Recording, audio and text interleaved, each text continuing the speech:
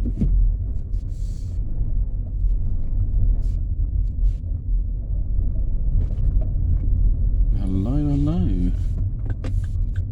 This is you can see it in the video. Come on.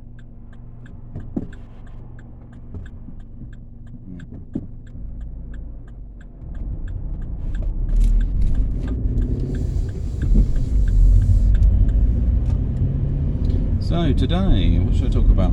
I've been watching something to do with some of these sex cults, and I was thinking about cults. I watched basically where this lady from Smallville ended up getting caught up in a cult, and I think it probably also damaged the show when she started changing and then she wasn't there and stuff like that.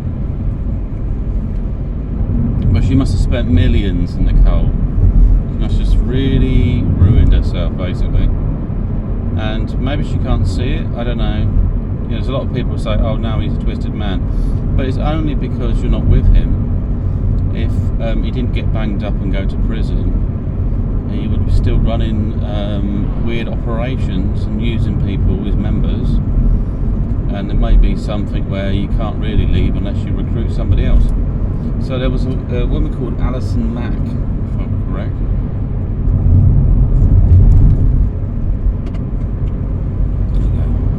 And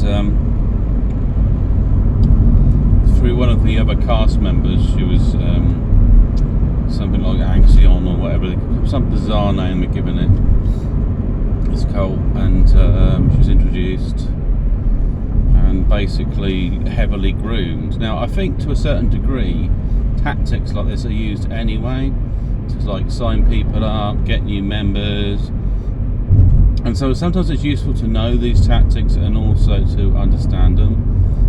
And the actual bloke who became the leader was involved with a company called Amway. Now, in the past I met a bloke from Amway, and yeah, he was pretty much in this cult.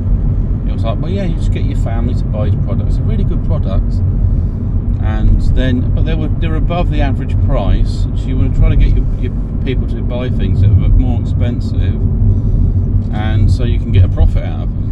It seems better just to buy something cheaper, and everyone wins then.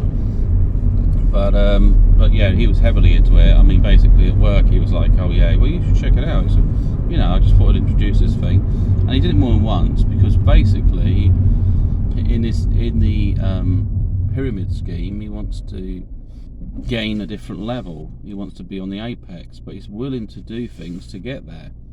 And I don't think he had morals anyway, to be honest. He might appear to be a fairly good person, but he has something whereby, I mean, I'm interested in money because I understand that it's a function of survival, basically, and I understand that it acts as a platform. But I wouldn't put that above people because I'm driven towards people. So it would be counterintuitive, really, and I wouldn't feel right about it. Blimey, lots of stuff going on here. There we go. So yeah, but yes, that's right. He basically tried to groom me for a bit. He said, well, I'll tell you what, why don't I pick you up after work and I'll take you to this event, this Amway event in London. So he took me to London, and then he says, as we're here, we might as well buy like a startup kit so you can see what there is. So I got some stuff, and he used his card and he got some discount or something. But he was desperate to please, and then there was somebody further up the organisation who was running the show, and we met in some coffee place, and she talked. But I wasn't wowed. I don't know who the hell she is, and it's just basically she's further up the pyramid, and he's desperately seeking approval so he can join the secret society further up. But yeah, pretty strange stuff, and also buying goods in the shop. The shop assistant had some kind of drops or something in her eyes. Her pupil was really, it was absolutely dilated. It was her pupil was really, really wide, and it's like somebody in love. It's there's some drops that do that. Well, basically, the impression is somebody's really interested in you. They want you, be a part of you, or get to know you. So there's a high connectivity sort of behaviour, which is pretty bonkers. So I mean, basically I gave it a go, but it didn't feel right. And then I let some family test out the products, but they weren't interested in buying them. They said, "Oh, they're good products," but didn't really do anything. And then he just moved on to other people. So he said, "Oh yeah, well he's not as smart as you are to take on this thing." So he kind of he pedestals people, and then the person he said he wasn't so smart, he was trying to get as well. So it's like, what on earth? So these sorts of tactics, I could see it would have helped to seed something insane in some cult leaders thing. But he didn't really have anything outgoing, and he had some strange stuff he was using.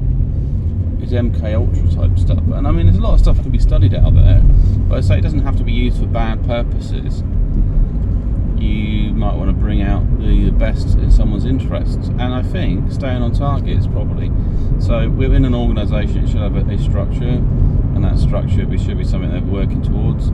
It shouldn't start out as something creepy like, oh, we're going to empower women, we're going to run women's workshops, and then they're going to have to we're going to see the idea of having open relationships, and then we're going to sexually take advantage of them, turn them into domestic slaves and stuff, because that's empowering, right? I mean, that's kind of the craziness of this Keith fella. But I can also see where he went wrong, his thing, because it's over centralised on one person, so it places a risk of mental health, visions of grandeur and all these other stuff. It over-expanded, and it had no real structure to it. It just had women that he was constantly seducing. I'm surprised he wasn't using drugs as well. So, I mean, it's easy to set up, but I mean, if I was to be a cult, I guess I could agree I am, it's a cult of one. So it's basically, the principles is you develop yourself, and you are the temple, and you are your own leader. So you've got to organise yourself. I would say that your natural intelligence systems, so your mind, is split over your body in different ways, and you've also got you've got a soul as well. That's they were saying in some of this cult, if you feel it feels wrong or doesn't feel quite right, just ignore that sensation. That sensation's your willpower. That sensation's your inner spirit saying, this is not right. This shouldn't be happening, or something. And if you can ignore that, then you can lose that temporarily. There's a lot of soulless entities. They've unplugged from the source, because they're not serving any greater purpose. They've become corrupted and rogued. I mean, I had dark times where I didn't feel quite right myself, and I had to find myself. But I think once I started doing something that aligns with a higher purpose, that I started to become a better person. And I guess that's where I found God came to me in that sense. And it wasn't any sort of scripture. It was like something I saw in the universe, like a nebula. I was out and something was communicating there, and I felt some sort of feelings. So it was sort of an astral body of some sort. And so I realised that it couldn't really fit any kind of, it's not a religious, I don't need a religion to cultivate me into, or culture me into a way of thinking. And now this door's open, I need to look inside and figure it out for myself. And so that's really the cult. The cult of one would be to find yourself, to make sense of that, and then to also integrate with other systems out there, which is why when I talk about crypto, there's a whole religious structure there. How does that reflect into the universe? How does technology relate to the mind? Because as we evolve, it's going to become more and more. There's going to be probably implants eventually into certain technologies.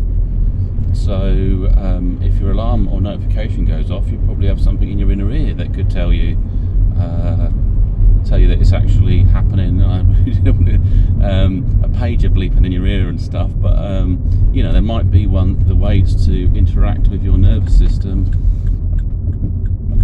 and you'll become, I guess, a much different person than you are today. And all this technology is going on now. So a cult is a culture, and a culture, like something you grow in a petri dish, forms from a group that help to sustain it, basically. And in return, you get some benefits and stuff. I mean, within the crypto spaces, there's cults.